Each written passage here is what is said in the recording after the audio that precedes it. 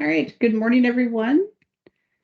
Gwe, Atelahai, bonjour, hello. Welcome to everyone as you join our monthly coffee break. My name is Carol Spicer, owner of Spicer Facilitation and Learning. Today is March 14th, 2024. We are in the throes of sprinter. One day it's spring, next day it's winter. You just don't know. So it's hopefully everybody has been safe over the roller coaster of weather recently. Very excited to welcome Jessica Chapman. Jess and I met a number of years ago. I cockily went up to her and said, "I'm your newest competitor," because I was in the throes of starting my business. I guess we do some of the same things. We're actually not in the same space at all. So we've been able to complement each other and support one another, which has been fantastic. So Jess, thank you so much for agreeing to be our guest. I'm going to ask the folks to introduce themselves. I think you know most everyone, but in case you don't, I'll get them to introduce themselves so you understand who we've got here. Before we do that, and as you do your introductions, if you could let us know where you are, I do want to take a moment to acknowledge that I'm coming from Pasadena, and Pasadena is in the ancestral lands of the Beothuk. And to take a moment to acknowledge the 5 diverse Indigenous populations that we have in our province: the Beothuk, the Mi'kmaq, the Inuit, the Innu, and the Southern Labrador Inuit. So join me in just reflecting on the lands that we are on and those that came before us. We were talking earlier as Jess was coming in, has come from the UK, which is, much settled much earlier from a infrastructure and castles and different things, but we do have Indigenous people on our lands that have been here longer than many of us, and so I think it's important that we acknowledge that. So I'm just going to run down. BJ, if you want to start, and then Janice, and then we'll go to Katya and Kelly. Just let everyone know who you are, who you're with, and where you are. Oh, dear me. Yep. Press Control Shift. You're good. Okay, thank you. Hello. I'm BJ Danilchuk. I'm the owner of Island Wood Turning, which is in Champneys West on the Bonavista Peninsula, where I make things out of Newfoundland native trees that are beautiful, functional, and tactilely seductive. And occasionally they are translucent as well. I'm currently in Toronto dealing with some family matters, some executor family matters, and was supposed to be in Newfoundland, but somehow that got, strike while the iron is hot. If somebody finally says, "Hi, we think we might be ready to deal with something," you go for it.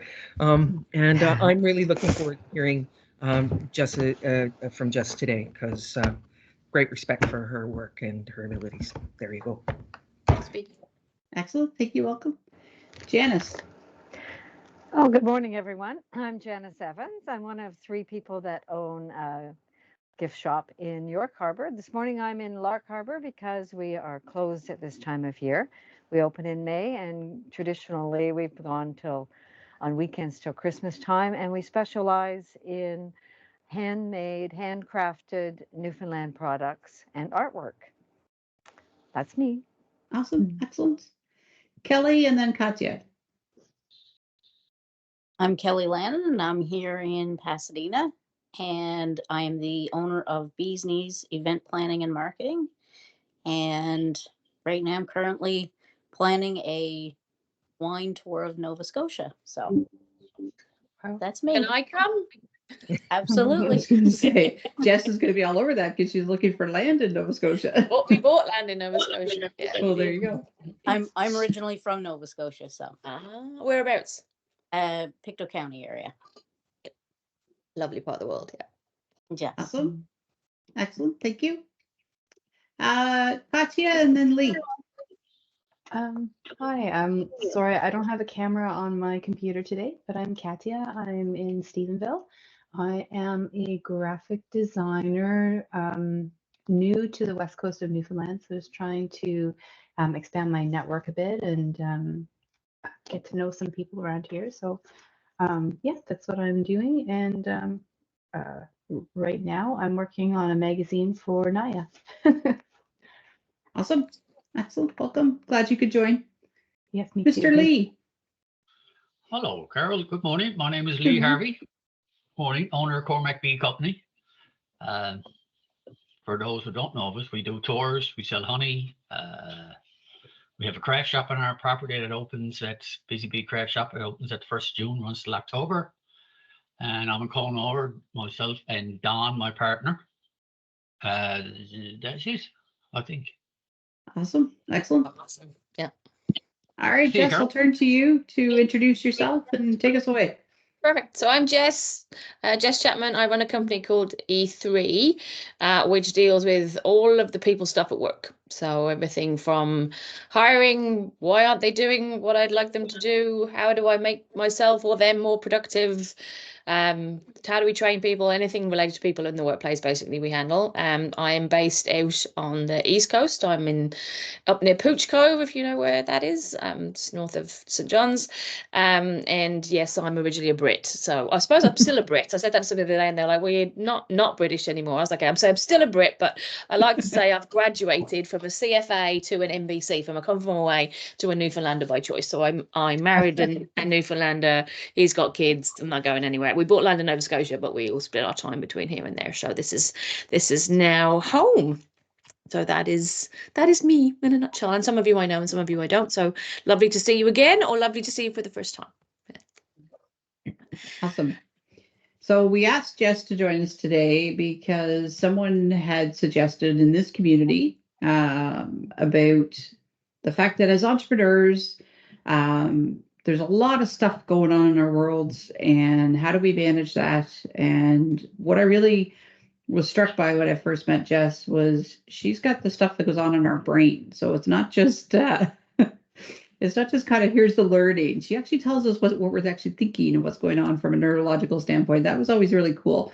So Jessica and I have chatted about this, and she said, yep, I would absolutely love to. Talking about time, we went through about 5 different dates between her schedule and mine to try and make this work. So that's just kind of a sort of where this came from was busy business owners trying to do it all. What can you help us with? Sure. And I am a busy business owner too, right? So I hope I practice what we preach, but I'm sure I mess it up sometimes. But I've always said, like, people talk a lot about like time management, like how do I manage my time? And we've always talked about the fact that you can do that. Like there are tools out there, like simple one is the Stephen Covey's urgent important matrix. If you haven't seen that, it's just about thinking about what's most urgent, what's most important, and where am I spending my time. But time is finite, right? Like you can't add any more hours in the day. So really it's about how do you maximize your brain power in those 24 hours so that you can squeeze every drop of productivity that you want to out of the time that you have.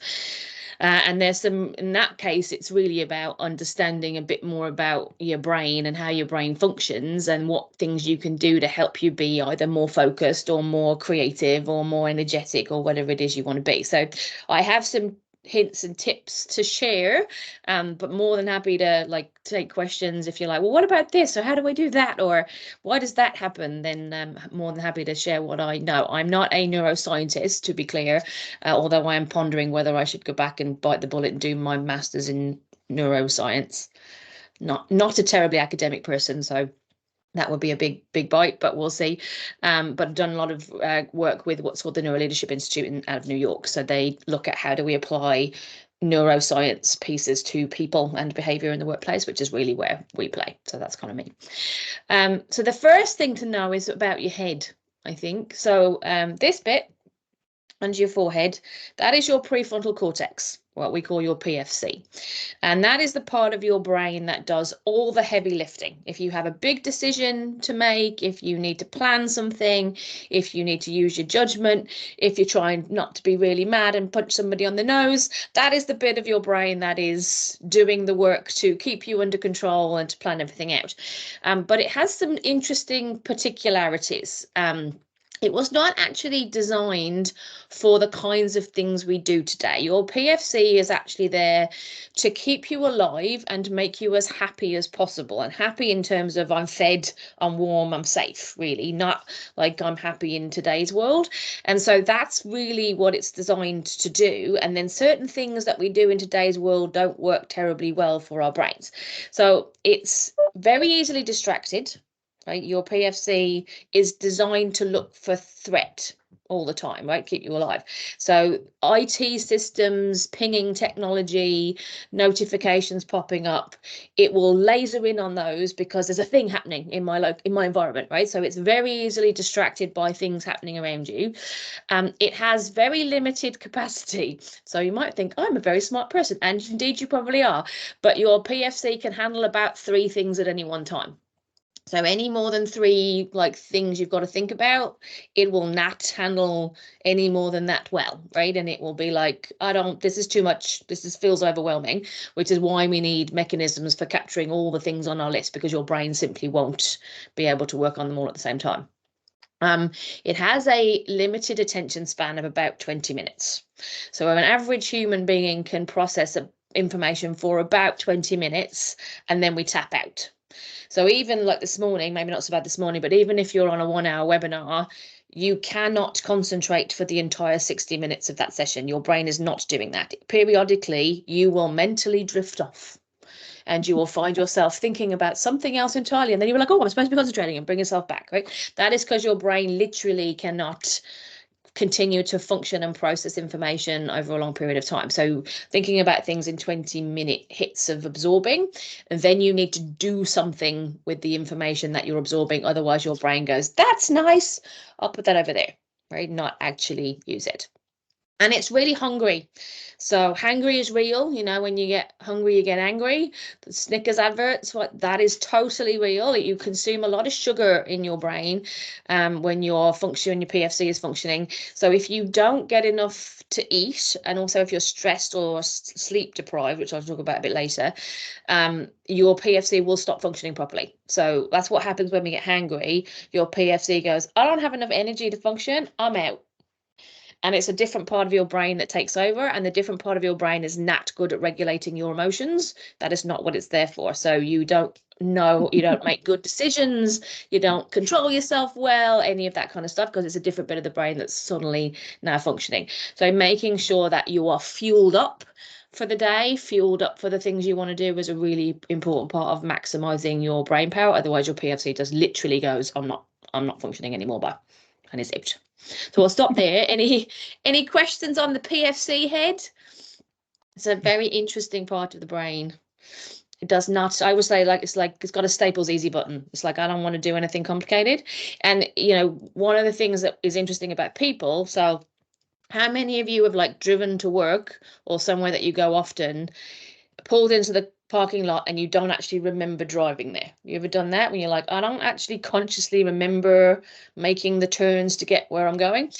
That's because your brain is designed to make as many things habits as possible, so you don't have to think about them. Like, your PFC doesn't want to do any work, actually. It's like, I'm only here to make sure you stay alive, all right? So don't do anything stupid, and we can all sit back and relax.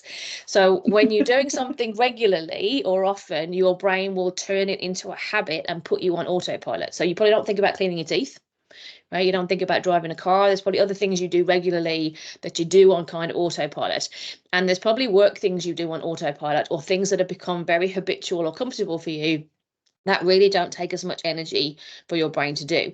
And your brain will prefer to do those things because it is wired to not be busy. If you can imagine that, your brain is designed to be like, I'm here waiting in case something happens, not I want to be busy all the time. So we need to think about those things in terms of how we use our brain to get the most out of it in the run of a 24-hour day. And so that's the things to think about. So, question for you. True or false, we only use 10% of our brains? You think that's true or false? Mm-hmm. I'm going to go with false. I'll go with false. It is, in fact, false. We do use, this has gone around for a long time. The idea that we only use 10% of our brains has been around for forever. It is not true.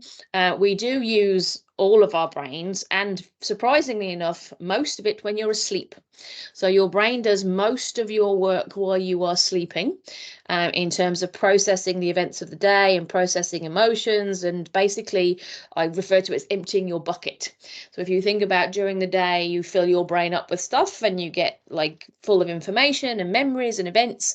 And then when you sleep, your brain goes, okay, I got to take everything out of this bucket now and put it away. Where am I putting it? I'm going to sort it, put things into a bookcase, this and put it away for later. So if you don't get enough sleep, as one of the more important things, you will not function properly the next day. So if you know you have, and we all know we're supposed to go to bed early and all that jazz, but really not getting enough sleep will have a majorly significant impact on your brain functioning. I know I'm a bit of a toddler if I don't get enough sleep. I'm not good at regulating my emotions. Everything is a problem. Get really frustrated about stuff. That's because my PFC hasn't emptied from the day before. I'm still carrying the load from the day before, and so I can't absorb as much stuff today as I would have done if I absorbed it yesterday. So if you're someone that doesn't sleep well at night, it is something to try and figure out. But even napping, right? So naps can be a really good, how you fit a nap into your day is a different question. But naps can be really good energy and brain boosts. And it feels weird because in today's world, we're supposed to be busy, right? We're supposed to be working all the time. But when I did my neuroscience programming, my sleep professor, I had a professor about sleep, she was a major advocate for afternoon naps. She's like, I do not know why we left kindergarten and stopped having afternoon naps, because they are the best thing for boosting you and boosting your brain ability. So a 20-minute nap will give you an energy boost. So going and having a nap for 20 minutes will give you like a shot of, I feel better. A 90-minute nap is a full sleep cycle. So you'll actually wake up with more brain capacity, if you like, than you would for a 20-minute nap. The one rule of thumb is don't nap for an hour, because if you nap for somewhere between half an hour and 90 minutes, you sleep long enough to get into sleep, but not long enough to go through a full sleep cycle. So you'll actually wake up feeling worse than if you do 20 minutes or 90 minutes, right? So that's a little tip. I haven't quite figured out how I fit a 20-minute nap into my day, but if you are someone who can nap readily, or certainly if you're not getting enough sleep during the night, catching up, trying to find a window to do a catch up during the day might actually help with your productivity. Right. And there's a really good tool. So back to thinking about just general brain health, right? So we tend to think about like mental health, mental illness, and we tend to talk about those things once we start having hiccups, like once we start having brain fog, or we start having issues, or we have anxiety. That's the point that we start talking about what do we do about this. But your brain is no different to the rest of your body. I mean, we all know that we're supposed to eat healthy and exercise to prevent things from happening to our body. The same is true for your brain. And there's a really good tool called I hate the name, but it's called the Healthy Mind Platter. It's a terrible name for a very good tool, which talks about the things that your brain needs to be its healthiest. And the title is predicated on, like, I wasn't here, but I gather in like 1960s and 70s, they used to do those plates with the food that you're supposed to eat, like to be healthy, and it kind of divided the food up. When they did the same thing really for your brain, and they said, what sorts of things do we need to be doing in order to maintain our brain power, like our maximum brain capacity? So sleep is a big one. Unsurprisingly, exercise is important too, but there's a couple that people don't necessarily think about that are really important to pay attention to. One is play. So when was the last time you just went out to play? Like went to play aeroplanes in the park, mucked about with some Lego, like played like you were back being an 11-year-old in your house? Anybody? Like, I did that yesterday. A puzzle a little while ago.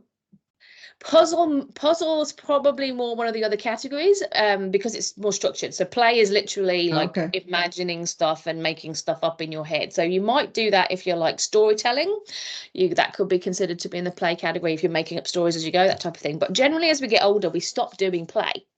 And we're like, well, that's for kids. But actually, play is a really important part of your brain creativity. Right, so making neurons fire, and play is tied to scenario planning and being able to handle eventualities and imagination.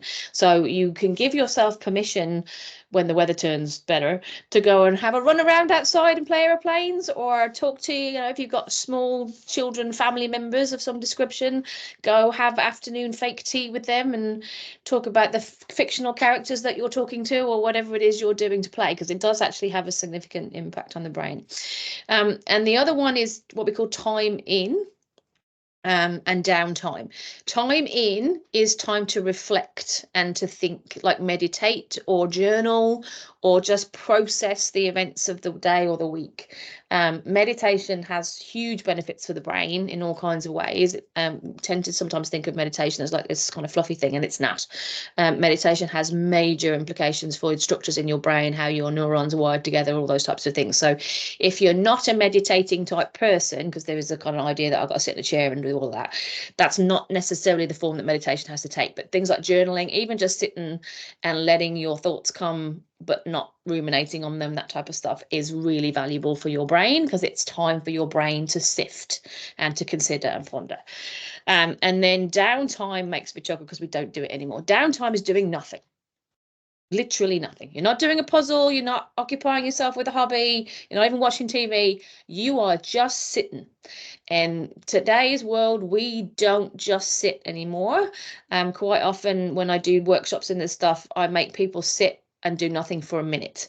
And it's amazing how uncomfortable it is for folks to just sit for a minute. And we feel bad about it half the time. Like, I should be doing something. There's always something to do. I should be doing something. But actually, downtime is fundamentally important to your brain. If you think about a computer, you don't leave your computer on all the time and expect the battery to last forever. And your brain is exactly the same. If your brain is on all the time, it's not working. And when I did my neuroscience studies, they made us stop for what they called mind wandering time in class. So we'd be in class studying whatever topic it was, and they'd be right, pens down, mind wandering time. And we'd have to sit for like 3 or 4 minutes and not do anything and not talk to each other. And in the beginning, it was like, this is bizarre, but your brain would start doing things and processing things and come up with new ideas and be more creative. So give yourself the permission to just sit. Sometimes it's okay to not do anything. So I'd strongly encourage you to have a peek at the mental health. You can Google it, the mental Healthy Mind Platter, it's called. You can Google that. There's loads of articles and things on it. We use it sometimes.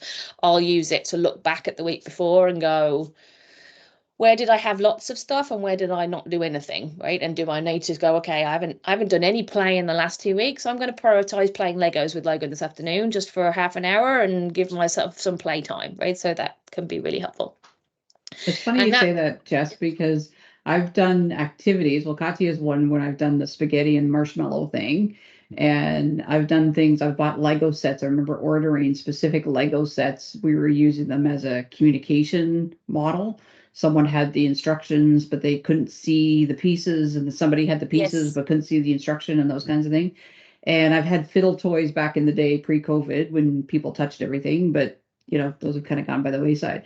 But my husband's always kind of laughed at me, and he's like, what are you doing getting adults to play with Lego? I'm like, well, because it's creative and it's a different way of teaching something and that. But I never really thought about that we really were tapping into that play part of your brain. Yeah. And it's different, like you're right, different way of learning too, right? So active learning for the brain rather than passive absorption. So again, if your brain can only absorb for 20 minutes, it's totally different to give somebody a pack of Lego and say, make something. Then the brain is engaged for the entire time that you're building versus passively absorbing and then going, okay, I'm full. I got to stop now. Mm-hmm.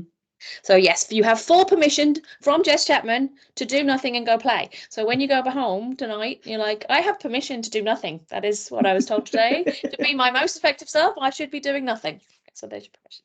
So that's the first thing I'd say. And thinking about the more you maintain your overall brain health, the more you will have better brain capacity for whatever it is that you kind of want to do. And then I'd say the second thing I'd talk about is focus and concentration. So let's see, who thinks they're a morning person? Like you like early mornings? Anyone? Okay, Janice is a morning person. Who's like definitely not a morning person, definitely like more of a late night person? Okay, so Carol's late night. Do you think you can change? BJ say force yourself to. Yes. It's not like when the alarm went off this morning because I had something earlier today than usual. Yes. I've It's not a preference. You haven't tried to? Is that what you said, Katya? No, I have tried to because I really love the idea of being a morning person, but like as far as ideas go, it's not one that I'm successfully transitioning to. No, I am with you. I love the idea of being that early morning gym going person, but 5 o'clock comes and I'm like, I'm not getting out of bed. It's not happening. So we can, to BJ's point, we can change our rhythms in our brains, but it does take a lot of effort to do it, right? So it's, you know, it's worth thinking about, is it worth it? Or do you want to just stick with and work with the rhythms that you have? But you do have a rhythm. And so there will be times of the day that are more productive for your brain than might be for somebody else's. And that doesn't necessarily align brilliantly with 9 to 5 either, depending on what you do for a living. So in theory, what happens in your head is your brain, as you do things in your brain, it creates a chemical deposit that's left. And the more that deposit builds up in your brain, the more tired you feel. So in theory, you are your most energetic when you first wake up, and then it dips, and after lunch there's a total dip, and then it will pick back up again. That varies a little bit depending on whether you're a night owl or a morning lark, is what we kind of separate them into. But ultimately, you're trying to get a handle on when are the moments in the day when you are your most able and when are you your most sluggish, because there will be variations in the day. And then you want to try and prioritize what you do at those times. So we separate work into 3 levels. So level 1 is super easy, done this before, doesn't require a lot of brain power. So checking your admin email, maybe ordering pens off, like I'd say, ordering stuff off the internet. This doesn't require me to have a whole lot of brain power. Level 2 stuff is stuff that you've probably done before, but it's a bit more complicated. You got to think about it a bit. So like I would say for me, writing an employee contract, I've seen a lot of them. I know what they look like. We've got a template, but I've still got to fill it in right and pay a bit more of attention to it.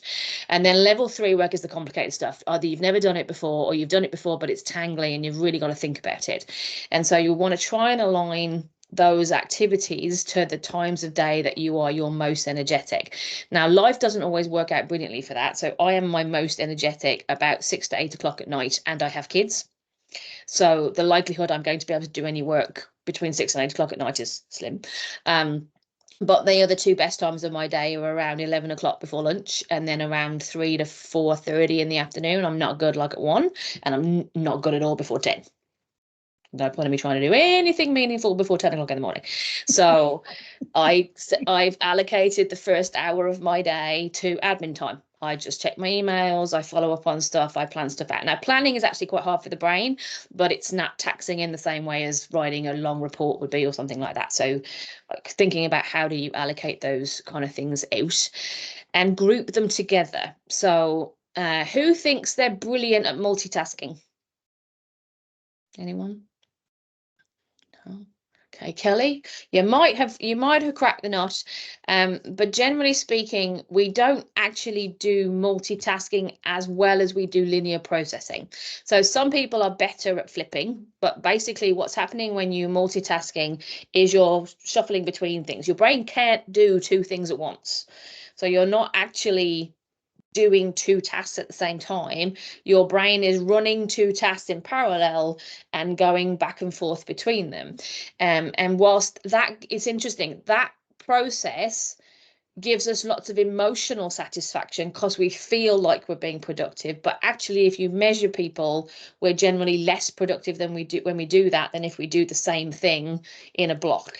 So if you want to be really productive, you need to group your like tasks together, and even at a kind of more granular level. So even if you're thinking about like writing, if you've got to write 5 reports, you don't write, it's not even like you write 5 reports, that will be better than writing a report, doing something else and coming back and writing another report. But even breaking it down to say, I'm going to go in and do the table of contents for every report, and then I'm going to write the introduction for every report, and then I'm going to write that's actually even better for your brain in theory than writing a report. Now, I'd say play around with that because people have different brains, right? I do find though, personally, that if I group all my report writing together, I get into a groove, right? And you can kind of feel yourself, I'm now in the report writing groove. And there is some research that suggests for every minute you are distracted, you lose 15 minutes of concentration time. So if you're into what we call flow, when you're in the groove, and something interrupts you, it'll take you 15 minutes to get your head back into what you're doing and not necessarily back in the groove again. So if you know you have level 3 stuff to do, turn off your email. I know it's hard because you want to, and systems today are not good for our brains, right? They press all the wrong buttons in terms of making us distracted and that kind of stuff, but that's how we are working, so we go with that. But if you know you've got to focus, you've got to turn that stuff off. You cannot, your brain cannot deal with that and give you the best output that it could give you, right? So we all know we should do that, but we don't always do that. It's funny you say that, Jess, because if I get on a cleaning binge, which is not often, but when I do, my husband just stands back and tells the kids and everybody, like, don't talk to her, don't interrupt her, just she's on a roll. So there's actually science behind that, which is kind of cool. Yeah, yeah, there is, and there's different levels of concentration, right? So there's something called flow, which we don't still understand a huge amount about, but flow is, you know, had those moments when you're so engrossed in something, that thing, like you're kind of oblivious to anything going on around you, like that might be happening to you when you're cleaning binges, Carol. That's what we call flow. And there's certain things that create the state of flow, one of which is you have to be really clear on what the outcome is you want. So you can't create flow in your brain if you don't know where you're going, right? Your brain will just kind of meander around. So when you know, like I always think about writing reports because I know exactly what I want the report to be at the end. I know what I want it to look like. I know what the messages are I want to send, and then I can sit down and pound out a report. And my kids can be running around playing with Nerf guns and creating Armageddon in my basement, and I'm still good and focused. If I'm not sure what I'm doing with the report, if I'm not sure how I want it to sound or what the tone is or the message is, then it's way harder for me to crack on and get it done, right? So flow and goals are really tied together. We still don't know watching much. My hockey game. I don't hear anybody talking to me if it's a really good hockey game. Yeah, it's tunneled in. This is too important. And I focus on it. Exactly. So try to limit your multitasking. I mean, it is part of life that we have to juggle a lot of balls. Try to match your kind of task to your energy level. If you know it's something that is a high demand on your brain and it's like not the best time of day for you, can you switch it off? If you can't, then you need to be somewhere with minimal distractions, with quiet, all those things, because your brain, as soon as your brain is busy, you won't focus, basically. And then, so I have another question for you. Is all stress bad for you? No, we do actually need some stress. There's different types of stress. There's 3 different types of stress. But we need some stress for our brains to be motivated. So if you're finding yourself procrastinate on something, procrastination is usually a sign that the task is too big. So our brains, I think, Carol, you did a session once, I think it was called Eating an Elephant in Pieces or something like that I saw. Mm-hmm. Yeah, it was like, perfect. There's exactly what we're talking about. So our brains, when something's really big, our brains go, oh yeah, that's important, but that's really big. So I'm just going to put it over here and chew on it for a while and come back to it when I've got more time, except we never have any more time. So it basically stays there forever. And so the piece that Carol would have talked about in her workshop in terms of eating the elephant in pieces is exactly that, right? If you are procrastinating on doing something, it either means you don't know what the end state outcome is that you want, or it's so tangly and complicated you don't know where to start. And so we talk about breaking things down into smaller pieces so that you can chunk it up basically and do it in pieces. And then you need some stress to get going. So there is a law called the Yerkes-Dodson law of arousal, which is a very lovely name for basically something that's about energy level. And we refer to it as the Goldilocks effect because that's a lot easier to remember than the first person's name. So Goldilocks, as in the 3 bears, right? So she went into the house and there was a chair that was too small and a chair that was too big and then a chair that was just right, and porridge that was too hot and porridge that was too cold and porridge was just right. So for your brain, there is an amount of stress that is just right. There is an amount of stress that is too little and your brain's like, that's not important enough for me to worry about yet. There is an amount of stress that is too much and your brain is, I'm overwhelmed. And then there is a sweet spot of amount of stress that for you makes your brain go, okay, I got to tackle this now. And sometimes that's related to time pressure for people. So some people are like, I need a really tight deadline to get me going. Like there are some people I've met who are like, I leave everything till the last minute. I can't do that. that does not work for my brain at all. But some people, that's how they create the kind of stress and pressure. For other people, it's a commitment they've made to somebody else. Like, I've committed to somebody to have this to them, right? So there's somebody waiting on this. But you will have mechanisms or sweet spots in terms of the level of stress that you need to create for yourself on a task. So if, again, you're procrastinating on doing something, one, is it too big? And two, do you have enough kind of stress or pressure to get it done? If not, how do you create the stress or pressure for yourself so that your brain is motivated to do it? So I've done things like create artificial deadlines for myself, like commit to somebody else in the team that I'm going to give it to them to review by X date. Like, it doesn't matter if I don't, but in my brain, that's suddenly created a time frame in which I have to do this by, as opposed to I've got ages, I can leave that and come back to it later. Right? So some stress is good, not too much, but some stress is good. What other things can I fill you in on? What other challenges around energy and focus do you have that I might have some tips on?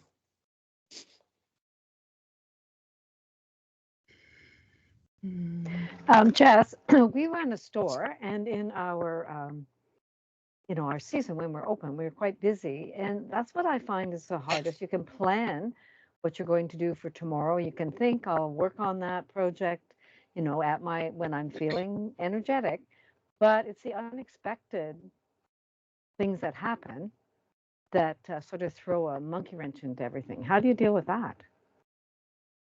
So one, be kind to yourself is the first thing I'd say. Like, if you're dealing with something unexpected, like your brain is going to take longer to come back from something it wasn't expecting to handle than a regular run of the day thing, right? So there is a bit of realism in, am I expecting too much of myself to be able to do A and B together?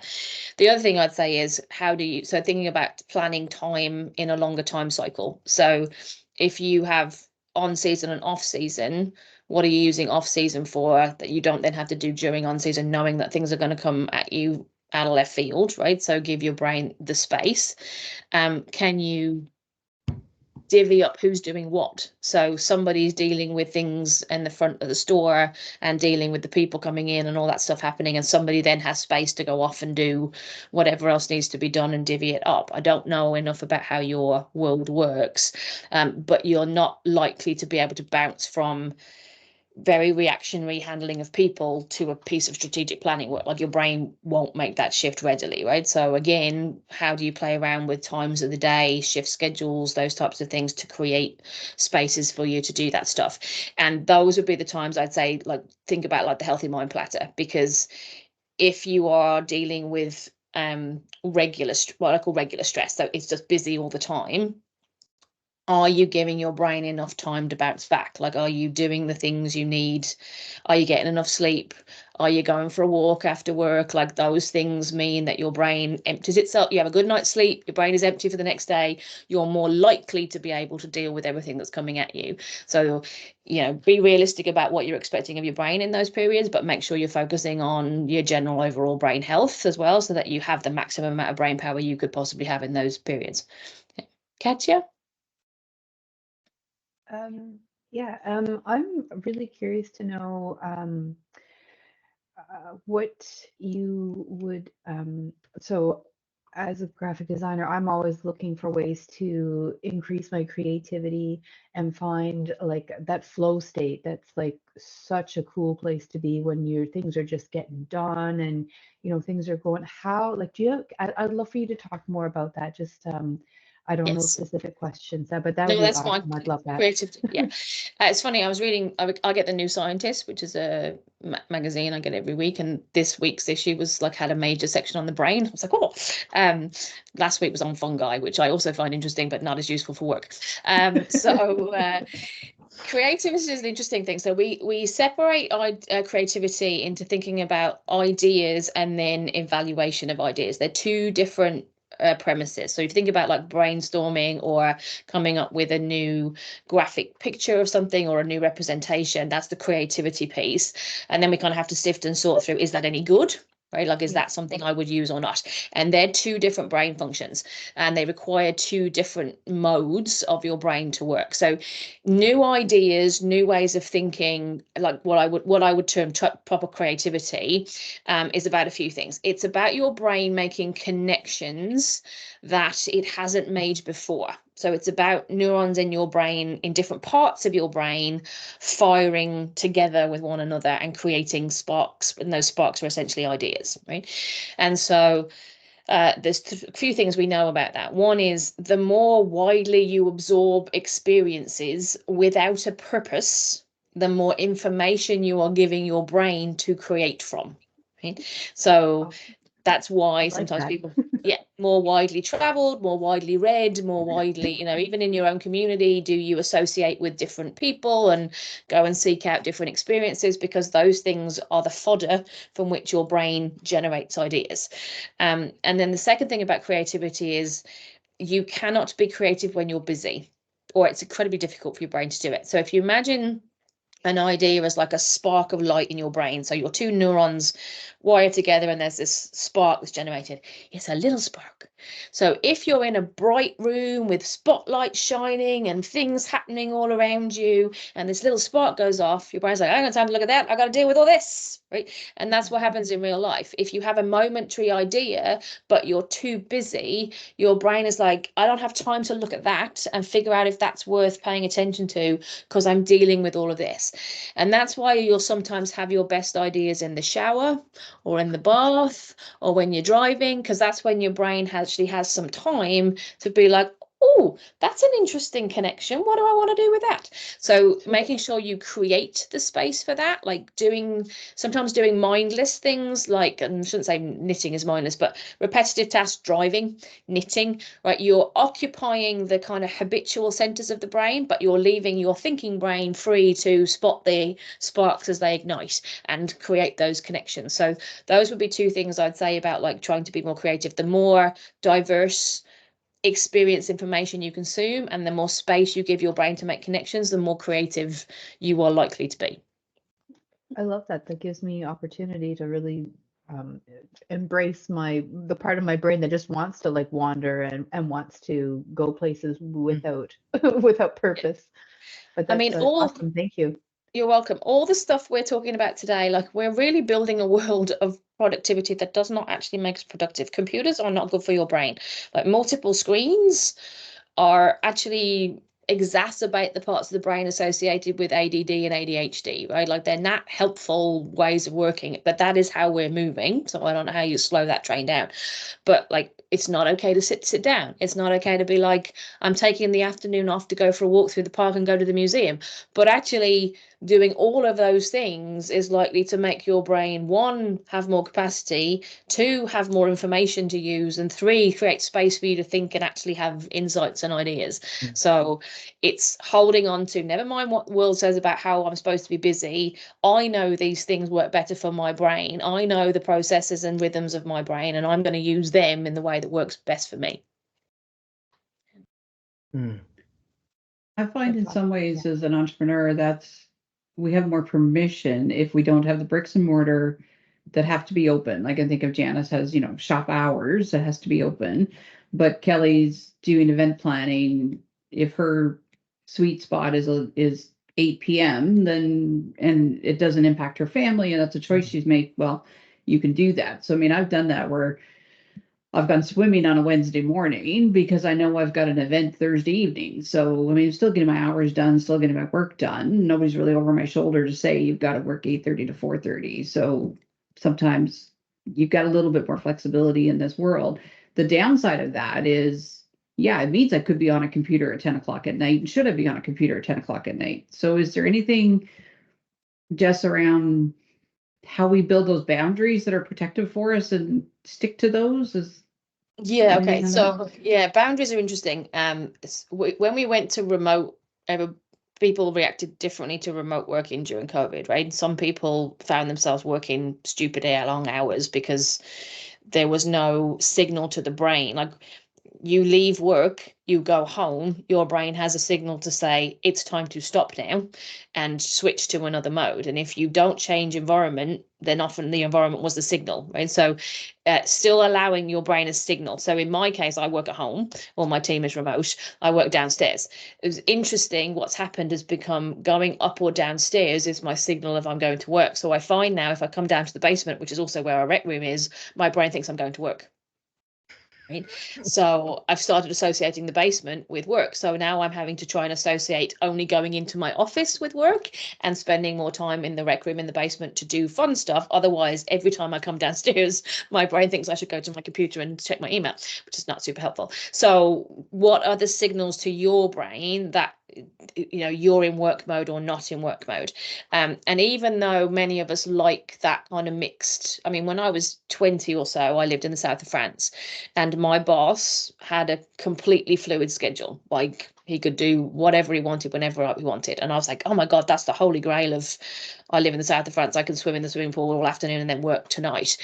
But your brain needs some cue to say now is work time, not work time. So if you're more fluid, it can actually be harder. For somebody like Janice, who's got like a defined day, the challenge is more, how do I carve space out for myself to sit down and think, right?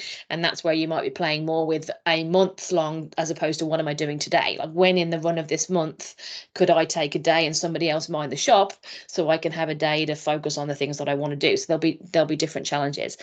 The other thing that you can do that's helpful is around habits. So I said our brains are very good at making habits. So you can set something that's called an intention statement, which is about committing to something in a way that makes your brain want to do it.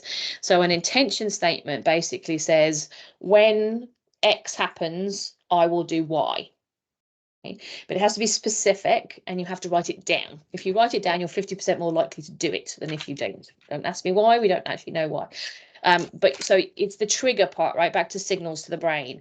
So when I leave the store, I will take an hour to decompress and not think about work or go for a walk. Be specific about what you're going to do, right? If you make it that specific and you write it down on a piece of paper, you're creating a very clear action for your brain, which allows you to have a boundary. So when I go upstairs, when I leave the basement at 5 o'clock, I will not check my email for at least 4 hours. That is very specific. Right? And it's creating a window for my brain to allow me to have that boundary. So intention statements work for all kinds of things. It's basically saying this is the habit that I want to create and being very specific about it. But if there's no trigger, your brain won't do it, right? So you need, when this happens, I will do this. And the action that you are going to take has to be very specific. So you can't just say, every week I'm going to be better at communication. Whereas your brain goes, when in the week and what am I doing? Right? I don't know. But if it's at the Monday team meeting, I'm going to be very clear about the plan for the week with the team. Okay, I know it's Monday, I know it's the team meeting, and I know what I'm doing with the team. So get really specific about what you want and your brain will do it. Does that help? Okay. Yes. Cool. I'm going to ask a question, I guess, because I'm hearing a lot of scientific and how your brain works, and just your take on getting peace of mind, I guess, through nature for mental health reasons. And that's where I find, because I haven't heard anything and not that's is right or wrong, but if I run into situations where it's just, but I'll find something, whether it be a tree, whether it be a river, whether it be a bird, whether it be a dog. So getting away from the scientific part of it to the natural part of it, have you got a take on that? Well, so that for me, they're tied together. I mean, the science stuff for me is just understanding why your brain does what it does, and it's not about not doing nature, because actually the science says you should do nature, to your point. So if we measure and look at the way your brain functions, there are different things that happen in your brain when you're outside in nature than happens inside. And like I said earlier, being at a computer is not actually good for us. Being outside is great for us. So the Japanese, I can't remember how you pronounce it, but they have a term called forest bathing, which is about like being outside and immersing yourself fully in nature and the implications that has for your mental health and well-being. And yes, I mean, I don't have any specific things I can cite to you, but we know that petting an animal, for example, reduces stress levels. We know that being outside in nature has kind of a meditative effect on the brain and will slow your breathing, and the body and the brain are a cycle. So, when I said earlier that we're doing things that are not actually helpful for our brains, the way we work is one of them, right? Because we're getting less outside, and kids are spending less time playing outside, and all those things that we actually know are good for ourselves. So Go run around, play aeroplanes in the park, go for a stroll outside, go watch the birds, sit and watch I have a chair in my living room so I can sit and watch the birds in my back garden and just sit and watch the birds, right? And not have to do anything. So Lee, I think nature is incredibly important for our overall well-being. I spend a lot of my life growing veggies in my back garden, and it's my favorite place to be. So I can't encourage people enough to get outside. Does that help? Yes, yeah. I'm just wondering. I guess wondering, like, when you say you sit and you watch birds, or grow vegetables, whatever else, what part of the brain gets set off? I guess because you're talking about your, the PFC in your front brain, and that takes you from here to there to there. Where would I guess? What does it affect, I guess? Yeah. So probably more about the chemicals that your brain would release than a part of the brain. So one, you probably aren't using your PFC the same way, right? Because your PFC is about heavy lifting decisions. So if I'm wandering outside, my brain does not have to be doing anything concrete, and therefore it's left free to mind wander, come up with ideas and those types of things. But you're likely to see like releases and things like dopamine. So dopamine is a happy chemical, makes you happy, but also makes you prioritize things more. You might see there's some other chemicals that are involved in just like relaxation that would get released in the brain. So I don't know that spending time in nature is necessarily about a part of the brain, but probably more about the chemicals and hormones that our brains produce when we have that kind of interaction. Thank you. And to add to that, the trees, that part of the forest bathing is that the trees and the other plants are releasing chemicals, are releasing pheromones and various other things, and that's which triggers our bodies with the appropriate chemicals that help us balance. And so there's a reason why people sort of just feel, God, when I'm out with the trees, I feel so much better, and my garden and all of that. So there's a reason why everybody feels like they want to move to Newfoundland and other places with trees. And wide open spaces. Yes. And wide open spaces. Big oceans. And the same goes for sea and the seawater and all the atomized, things that come off of that too. It's all, we're intended to be in a healthy place, and you think about where so many people live and how it's not. But it's interesting because a lot of that stuff, like I think the world is finally shifting, which is great, but we put a lot of those things, meditation, all that kind of stuff, in this spiritual camp, right? Like they're like fluffy. Some people put them in the fluffy camp, but they're all true for a reason, right? They're all good things for us. We feel good for a reason. It's not a made up thing. There will be a scientific, just because we don't know what the scientific reason is yet. I mean, we only started understanding the brain 20 odd years ago when we created MRIs, because until then, if we wanted to study someone's brain, we had to cut their head open. So there were not many people volunteering for that process, right? So it's only since we had invented the MRI that we're starting to be able to see how the brain functions. And we still don't know a whole slew of things. And then things we think we know, we find out later were not correct, and a bunch of other stuff, right? So my view of the world is, if it makes you feel better, do it. Kelly? Yeah, I just a whole bunch of things that you were saying just triggered me so much this week. I thought I was a multitasker, but when it came down to it, now that I reflected back on, so this has been a very busy week for me. I have an event that's happening on Saturday, and Carol, Friday night, remember Jess's whole speech, and it's going to be totally like, we'll have a discussion about it. But I'm doing this event, and I've got a whole bunch of activities that have to happen at the same time. And I was trying to plan them all out, and I had the whole kitchen table full of everything, and there was like, everything was everywhere. And I was completely overwhelmed. And my husband said, "We got to clean this up and go to bed." He said, "When you clean it up," and the next morning I got up and I just left everything. I walked away, I went to bed, got up the next morning, and I just organized everything. And once everything was organized, the flow started. So it all came together. Like within 10 minutes, was like, oh, this makes sense now. and it wasn't making sense the night before because of all the disorganization that was there. And sometimes you just got to know to walk away from stuff, right? And your brain keeps working on things subconsciously, particularly when you're asleep. So Yeah. sometimes if you feed your brain a problem and go to bed, it will find the problem for you while you're asleep and solve or partially solve it when you're asleep. I know I quite often wake up at 3 a.m. and I'm like, oh, that's a good idea. Now, I have to check at 8 a.m. It's still a good idea because sometimes my 3 a.m. ideas seem like a good idea when they're really not, right? Yeah. But, if it's I write stuff down inside my bed and get up in the morning. But that's also a sign for me too when I'm overloaded. So if I wake up at 3:30 in the morning and I have an idea, that's fine. If I wake up at 3:30 in the morning and I'm stewing, right? I'm over processing, then that means I have too much going on in my brain and I need some downtime. Right.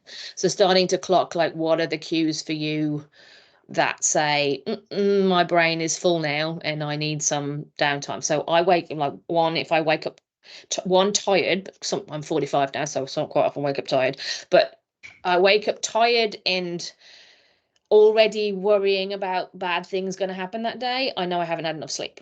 So that's a cue. If I wake up at 3:30 and I'm stewing and mentally writing emails, then my brain is too full, right? If I get to the weekend and I can't switch off, I'm usually pretty damn good now at predicting my weekend. I don't work weekends. I don't really work evenings either. So if I'm straying into that territory, there's too much going on. And those are my signals before I get too far down the path that I need to go resort my brain out. Nadia? Hi. While you're talking about sleep there, I wonder if you could maybe speak to sleep a bit more. I know, like, I've always been a person who I feel I've always required a lot of sleep. Like, I need the 8 hours, otherwise my functioning is low. But I know other people, and I know everyone's different, but other people like literally have like 5 hours sleep and they're fine. And then my mother-in-law, she can't fall asleep. Like, she has such an issue sleeping. And I know how important sleep is for your overall health, but like, do you have any insight or anything you can speak to about like falling asleep, getting enough sleep and that kind of thing? Yeah. So I always used to think I needed like 10 hours sleep a night. What I discovered was I don't. What's happening is I'm waking up a lot. So when we go to sleep, there's different stages of sleep, right? So there's light sleep, which is kind of improving your body and that kind of stuff. And then we have REM sleep, which is when you're processing memories. And then we have deep sleep, which is kind of restorative sleep, where you're actually improving like cellular structure and stuff in your body and your brain. So you need to sleep enough to be able to go through those cycles to allow your body and brain to reset. And that does look different for different people, but on average we need somewhere between 7 to 9 hours of sleep a night as a human being. The folks that have 5 either have particular quirks in their brain, I think, or they don't wake up as much. Like their periods of sleep are more intense, if that makes sense. So like if you look at my sleep pattern over a night, I usually go to sleep and I go to sleep quite quickly, and then I have a period of deep sleep which is pretty intense, and then I wake up a ton. So I'm like, if you look at my wake ups, I'm like waking up every kind of 15 minutes, and then I have some REM sleep, and then I wake up again. So actually, if you compressed my sleep periods of sleep down from the 9.5 hours I'm in bed, I'm probably only actually asleep for 6.5 of them, but because of the way that it works. So I can't say that for sure, but I would guess that people that need to sleep less are actually just probably not waking up as much in that period. Going to sleep is an interesting thing. Now that I'd separate between people who have sleep issues and need help with sleep versus I'm just stuck in a pattern right now. Partly, again, back to the way that we live, we are not doing things that help our brains sleep. So screens, TVs, coffee, all the stuff we know we shouldn't do does actually affect our brain's ability to go to sleep. And about an hour before you want to go to sleep, you need to be signaling to your brain it's time for sleep now, and doing things to make your brain get ready for bed. I do know people, we sometimes have TV on in the bedroom and stuff like that, and it hasn't ever prevented me from falling asleep, but I'm pretty sure it prevents me from falling asleep sooner. right? So what are the signals that your brain needs to say bedtime? And often they're tied to childhood routines and stuff like that, that might trigger your brain to say, okay, it's time to start winding down now. What else would I say? And sometimes offloading before you go to bed to be useful. So if you're one of these people that wakes up a lot in the night and you're thinking about things, trying to offload that before you go to bed, like brain dump, like this is the stuff on my mind, and it'll still be there in the morning when I wake up now, and I don't have to keep processing it and bringing it back up in the night because it's in my notebook for tomorrow morning. Does that help? Yes, yep, that's great. Thank you. My husband says I do absolutely everything wrong because I drink cola at night. I'm on my screen. I'm watching TV. I'm playing a game before bed. He said, but literally your head is not even on the pillow when you're snoring. So I've always been blessed that way. But he's very much, he goes to bed and it's like, ding, let's start thinking. Like he'll be watching TV or he'll be kind of tired but it's like the minute the trigger is head hits the pillow, the trigger is let's think. Yeah. So and the brain dump stuff, how do you kind of do that? Well, so two thoughts I had was, one, can he create some space earlier in the day for him to slow down to start that thought process? Because what's happening is he's going to bed and actually slow down time, and then his brain's starting thinking. So does he need to add more slow down time somewhere earlier in the day? And then two, like it is literally get a notepad, what's in my head, and dump for 15-20 minutes and put it down. It's possible that might trigger you to think more, but I'll give it a shot and see if that gets stuff out of his head and he can think about it. And it's important to get enough sleep, because what happens when we sleep is we process the memories of the day.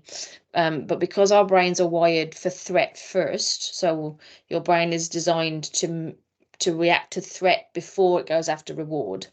So what happens when you go to sleep is your brain will encode all the bad things that happened to you that day, all the risks, all the issues, all the sticky moments first. So if you don't get enough sleep, your brain does not get around to encoding all of the good stuff, which is why there's correlations between lack of sleep and anxiety and depression, because we become overly focused on the bad and we don't get time to process the good. So it is important to get more sleep. BJ? Oh, hi. Just a thought about the multitasking thing. I don't know if this will help others. I found that I could overload myself with multitasking and it would just be overwhelming. And when I had to admit that I could only do one thing at a time, I changed the mental image of it all to out of multitasking and more about air traffic controlling all of the incoming. And to the point where, you know, when something comes in, it's like, I don't even have time to air traffic. It's like, I'm not even looking at this till Monday. And saying that sounded like, you know, hardly able to defend myself, but it was really effective. And so I offer that, you know, little mind twist because it seems to really help. Yeah. You know, allow for focus, allow for order. You're still, you know, I have a list of the priorities and I adjust things just like, you know, before I go to sleep at night, I make my list for the next day. So I'm not waking up and churning it overnight. My mother's habit of writing things down, I now appreciate, was just a way of managing all kinds of stuff. And so I pass those thoughts along. And one other thought, the whole thing about working on things and having some time to just let the back brain work on it. I worked with a large organization that was predominantly tech people, predominantly programmers. And what the programmers had was a best practice, actually, was they would have a major project that they would work on, but they would always have another one. And so when they hit a point that was just too tangly in something, they would put it aside and they would pick up the other one. And while they were working on the other one, it might be a piece of somebody else's stuff. It was amazing how all of a sudden the pieces came together, and that seesaw stuff, we moved over into other creative areas, and it actually helped a whole lot of people. So maybe it'll just reinforce something here. There's a nugget in that around, those are brilliant points. There's a nugget in that. So they did a piece of research to look at solving very complicated mathematical problems. And they found that if they gave the people who were solving the problem a Sudoku to do at the same time, they were more likely to solve the problem. So giving yourself a less complicated but similar-ish thing to do at the same time as something complicated can actually help your brain make those connections. So that's brilliant. Yeah.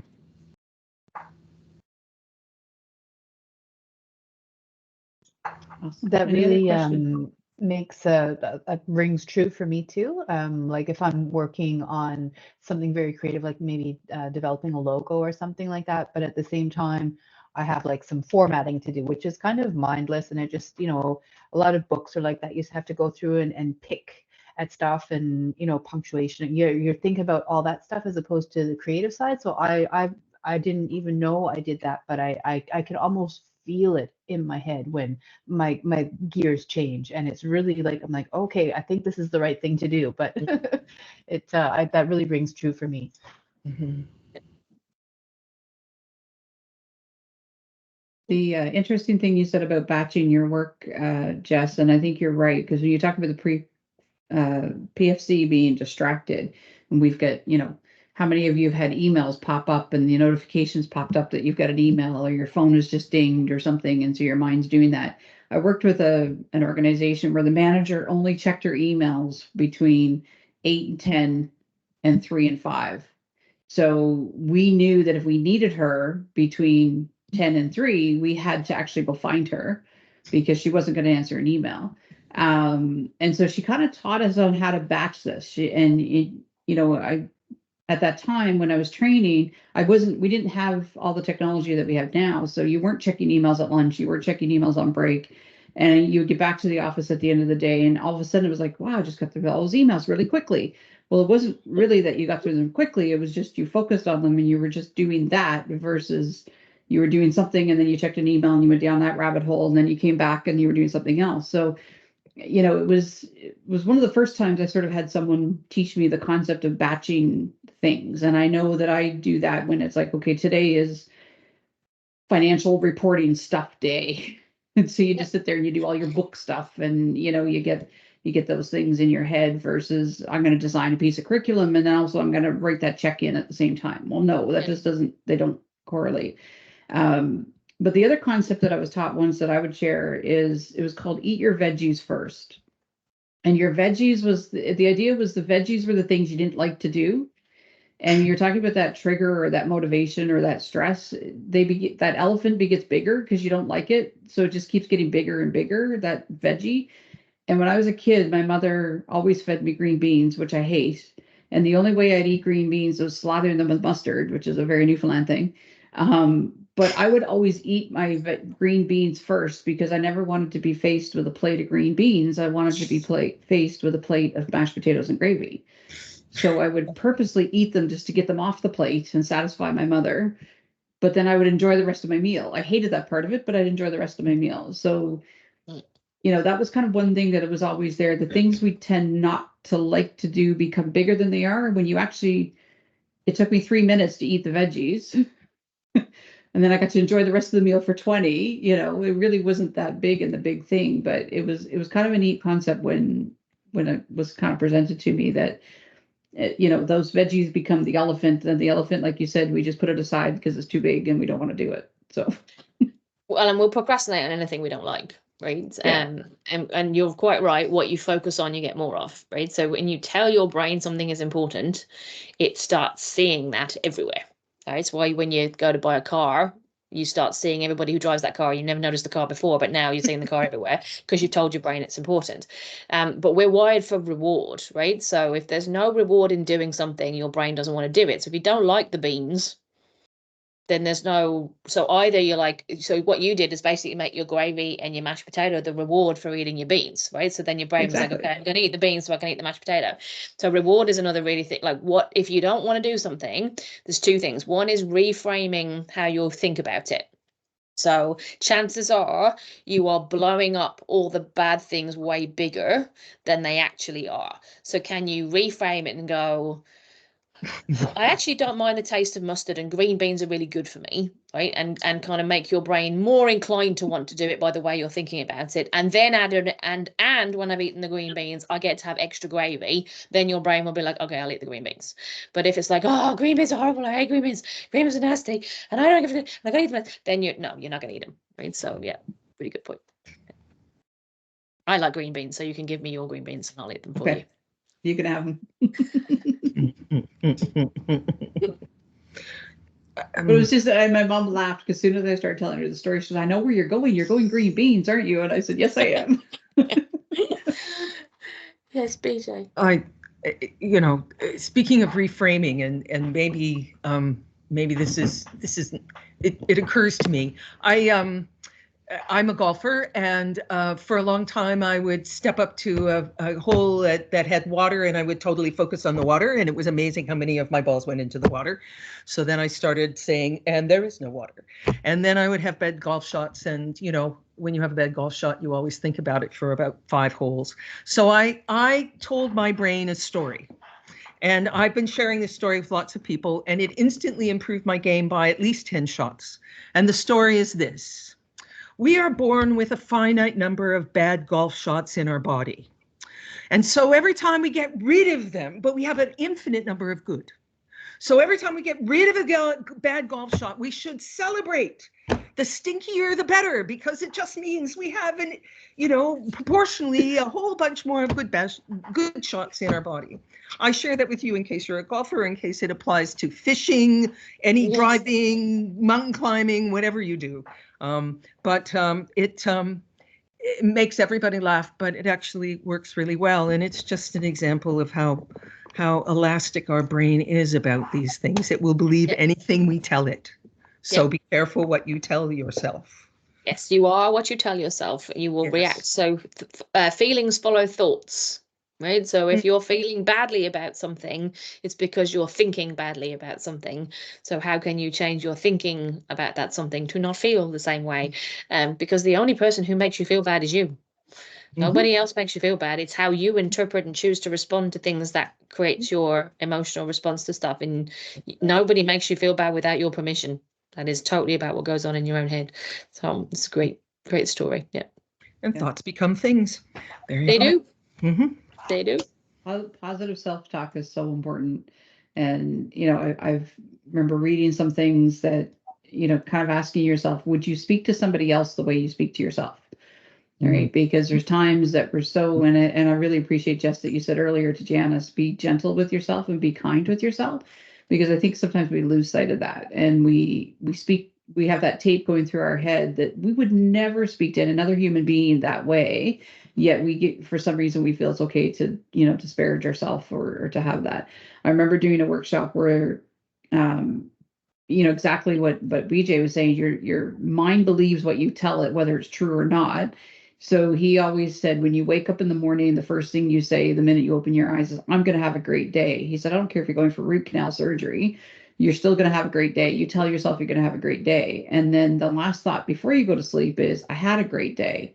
Even if it was a horrible day, you tell yourself you had a great day, because the subconscious will believe that. And, you know, it's just flipping those thoughts. And I'm a big believer in affirmations, and I use affirmations. I have 5 that I run through my head periodically, and especially during yoga relaxation, when my mind's relaxed, that's when I repeat them. And, you know, I know it helps me keep my thoughts in that right frame of mind, because they're all positive statements. Right. And so, yeah, I think it's also really hard when you are an entrepreneur, because so much around entrepreneurship is about like how well you're doing, right? All the stories are about like the unicorns and the Verifins of the world. No disrespect to them, they're a client, they're great, but like all these things are kind of hung up in front of you, like, you know, are you getting to here, and what's your profit margin, and there's so much so often that can make you be like, Jesus, I don't know if I'm doing all right, I don't know if I'm not doing all right. And I said to somebody the other day, are you paying your bills? Are you managing to keep the lights on? Like, what's your goal? Like, don't worry about anybody else's definition of success. Like, the world is going to constantly throw the world's idea of successful at you. What's important is, what's your definition of success, and are you happy? And the rest of it is irrelevant. But we can get so caught up with that stuff, and so much of that stuff is shoved in your face around like, this is what good looks like. And I'm like, yeah, for some people that's great, and for other people it's not. So what's your definition of happy and good, and are you there? And if not, what do you want to change to get there? But don't worry about everybody else's yardstick, because there's way too much information.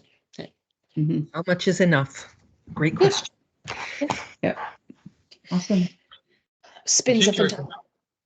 Always reared up pretty well with 12-step programs, and 2 things they say is take the nail on a piece of 2 before if you're going to beat up on yourself, which goes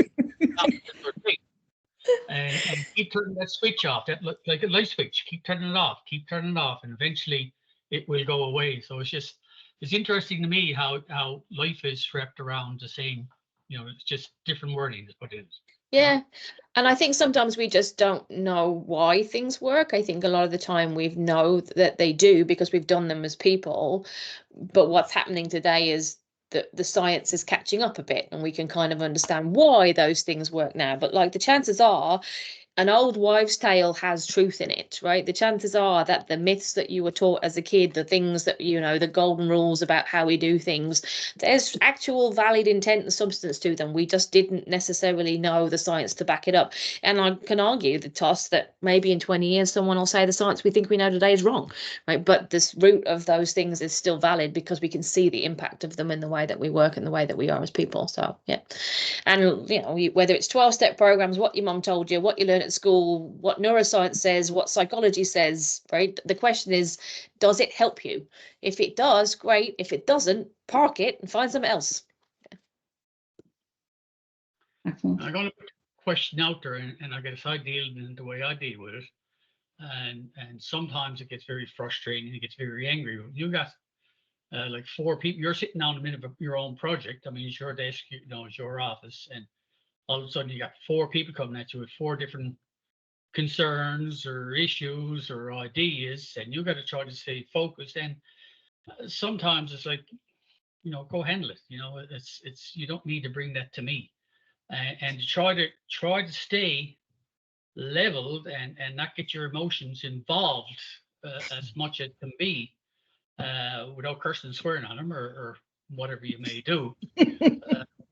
Is there any magical thing to other? I mean, you can walk away, you can tell them to go away, or but for me, it's what's going to work for me, because I can't change them. I can only change me. So I need to stay focused. I need to stay above, and I know there's no easy answer, and I'm sure there could be many different ways. But it's just interesting to see how other people's take when you got everybody coming at you, and you got to try to keep focused on where you're going. And as a small business owner, this is going to happen, whether it's clients, whether it's your own people around you. And when you're in a small community, people tend to lean on you for strength, and try not to let them take all your strength away from you. I guess this is me more saying, help me, please. I'm just cheering. Yeah. Just, I mean, there's 2 things I'd say straight off the bat. There's probably more, and I've chewed on it a bit, but put your own oxygen mask on first. So, like, the work that we do is often helping people with really tangly, peoply stuff. There's a lot of people coming at us all the time with, I need to fire this person, I need to change this, we need to change pay, my business is going under, I don't know what to do, right? And so you have to have a strong battery because you're giving energy to all those people. So making sure that you do all the things that keep your energy level good is really important. That's the first thing. And then back to the staying calm bit. A long time ago now, I came across the notion, which is one that we teach, of around good intention, and intention versus impact. And when I'd like to give someone a smack around the head, or poke my eyeballs out with a pen, or whatever else might be going on in my brain, I remind myself that everybody's doing the best they can with what they got, and that helps my temperature level come down. Not necessarily helps me pick who I'm going to deal with first or order things. That's a different set of stuff in my head. But I generally, when I start asking myself, what is the person's intention here, even when they're doing stuff I don't like, if they're yelling or whatever, even if they're doing behaviors that for me are not in my acceptable camp, my brain goes, yeah, but they're not doing that to me. They're doing that because of something going on in their own head. How do you help them right now? And that usually helps me not react to anything I get. And sometimes I'm in situations where I have to go tell people they've been accused of sexual harassment, stuff like that, right? So you get a lot of people in very emotional situations, but it's very rarely ever about me. Like that's not what's going on. It's the person's got stuff going on in their own head and they're trying to do what makes sense to them in their brain. So when I hold on to that, I tend not to react to people. You still then have to figure out which one of the 5 of them you're going to deal with first and ask the other 4 to come back later, or, you know, hold that thought or whatever. But it stops me from feeling overwhelmed and blowing up. No, other folks, what would you share with Lee? We used to teach something in a call center when I was a trainer in a call center about what are your hooks. So are there certain things that are your triggers? And if you know that they're your triggers, then you're sort of giving that signal to your brain, okay, this is a trigger, don't react. You know, like kind of say, okay, I know that I'm going to react poorly, or, you know, I need to catch my breath, or I need to take a, you know, a second back because I know this is going to trigger me. And it was sometimes a certain word, sometimes it's, you know, somebody waving their finger at you, or a certain, they roll their eyes at you, and that's your trigger, and it just kind of throws you. But I think it's a bit of an awareness thing that if you kind of know that's your trigger, then when you see it coming, you can kind of say, well, okay, yeah, we're just going to park this trigger for a minute and take a deep breath and deal with it. And that's kind of worked for me a little bit. There's a really good model called SCARF. I say really good model because I've used lots of them and I like this one the best. It's a neuro leadership model that talks about the 5 main triggers that we have in the brain if you're essentially living Western world and neurotypical, because there's no research on it if you're not neurotypical. And it can help you identify like the things that motivate or demotivate you, and you can do the assessment for free. So if you Google SCARF neuroleadership, you can, one, you'll find information on the different triggers, but 2, you can go and do the assessment, which can be sometimes reinforcing or surprising depending on how you approach it. What was that called again, Jess? SCARF model, like a scarf around your neck, SCARF, and that's from the Neuro Leadership Institute. And if you Google SCARF model, you'll probably show up in your Google, in your top finds. Yeah.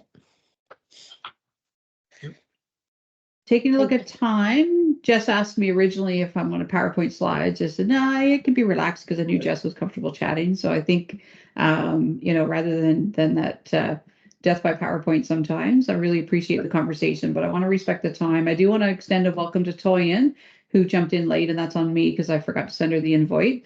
So just to let folks know, Toyin is an international student in her last year of study in St. John's.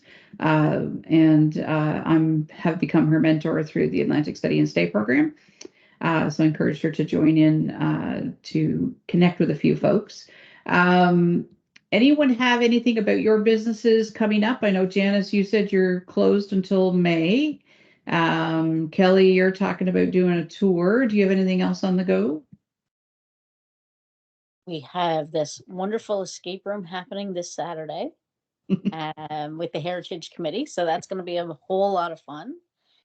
I'm in the works of planning a kayaking fundraiser for cancer and a golf tournament as well. So I got a few things on the go, a few different things. Those are the bigger ones. I'm also looking at doing a Mother's Day workshop for some children. And I think I might be able to partner with the library for that. We had a discussion the other day about it. So partnerships are turning out to be a wonderful thing. Mm-hmm. Excellent. Yep. Lee, what's going on up at Cormac? What have you got going on? I say too much, but that's not true. It's only what I want to put on my own plate, isn't it? Yes. We have craft market the weekend, which we usually participate in at the Civic Centre, especially regular routine. I got a mead workshop coming up the end of this month. Becky Shea, I don't know if anybody knows Becky Shea. She lives in Pasadena. Becky is heading it up. So we're putting the workshop on mead, which is honey wine, basically, for people who I want to go, and it's too far away. You're on the other side of the island for me. I'm like, I'm gonna have to try and figure out how I get over there, because I'd love to learn to make mead. I'd love to have bees, but I'm not ready for bees. I'm still stuck on. I'm going for chickens first, and then we'll work our way up to bees. Well, it's like, it's just do it. Right? You can always never be ready. Right? True. Yeah. So this mead thing is pretty. We do it just as you know, a fun thing, bring people together. It's great. We've done one last year, and I had 2 people buy bees off me that were there that were interested in it. So it's, you know, it's a bit of a marketing thing, and it's fun. You you know, Becky just made me some mead, so I got some mead kicking around. If anybody's ever in the area, come over for a glass of honey wine. I don't drink, but I'm certainly have no issue sharing it. We have a beekeeping workshop coming up in May, which we will do it. We will do it. I'm trying to find the best way to do it live. Lady volunteers, but she suggested she do it, but it kind of makes me a little bit worried. But she seems to say she can do it. And I'm interested in Microsoft Teams. I've been on it, but I'm not really sure how it works. What else have we got on the go? We're currently getting prepared for our craft shop that opens in June. Again, we go with local vendors as much as we can. We're going to start working with Janice. Janice is we're going to put our product in Janice's store come the spring. Looking forward to that. We just got the 2 discovery centers and up the Northern Peninsula, the federal government discovery centers. They want our product this summer. And so we're gearing up for that. And again, we sell nukes in the 1st of June. I think we're probably the only beekeepers that sell nukes in the 1st of June. Because like old habits, Newfoundlanders have been doing old habits of how beekeeping has been done. And I've been trained by a 3rd generation beekeeper out of New Brunswick who does it completely different than Newfoundland does. So that's been a plus for our business. Because ordinarily you couldn't get bees until the middle of July, the end of August, and then it becomes a real challenge to get them built up for the winter. So we're taking orders for nukes. We just got hooked up with Morgan Payne, who is educating us on QuickBooks. So we're going through that right now, and she's taking over all our book. This is our 5th year, and we were like drunken sailors just throwing money at the business. So now it's time to figure out how let's make this work and pay. Ordering inventory for beekeeping. I'm going to stop now because I'm starting to get overwhelmed. Sounds good, Lee. Lee, are you on? Where would I find information about your company? Just search Cormac Bee Company. Okay. We're on Instagram. We have our own website. We're on Facebook. We're pretty well known on the West Coast. Everybody knows us on the West Coast, right? Yeah. Some people Well, I'm a bit odd Coast. too because I'm a CFA, so I'm not always as plugged into things as people from here are. But I love the idea of bees. Yeah. I have no doubt I can have a wonderful conversation with you. No doubt. Right? I might be coming your way for some bee workshops. Oh, that would be wonderful. Only be too glad. This particular one we're doing online, but we do tourism summer also. So people come in and we get mostly tourism. Tourists from. We get a lot of locals, but we also get Ontario and whatever places. So we take them in, we dress them up, we bring them in the hive, we let them see all the bees and everything's going on. So it's pretty cool, right? And that's why I'm just like, come on, bees! Like, I want to get lost in bees. It's a great journey. It's a wonderful journey. Oh. I've got 2 guys now. He wants to get them for their wives. They're retired and they want to get bees for their wives. So we have to educate these new beekeepers. Yeah. And so it's fun. Different gift. Yeah. Surprise gift. I'd be thrilled, but I'm not sure if it's everybody else's cup of tea. But I had one guy give his wife one for Christmas, a complete kit, and but the thing is, it builds a community. Like it's like any other thing. We build a community. We have a community of beaks that we share and talk and help, and it's like gardeners. Gardeners will help everybody. Beekeepers will help everybody. It's a wonderful community. Right? Mhm. Yeah, Well, thank you for asking, Carol. Excellent. BJ, have you got anything on the go? No, all I'm let folks just this is the winter of get stuff made, get them into production, because sometimes they can take months for the finish to cure and stuff to have things ready for later in the summer and into the fall. Awesome. And a few custom orders floating through that just have to be tended to. Okay, awesome. Toyin, do you want to say a quick hello to folks and let them know anything else that I didn't cover?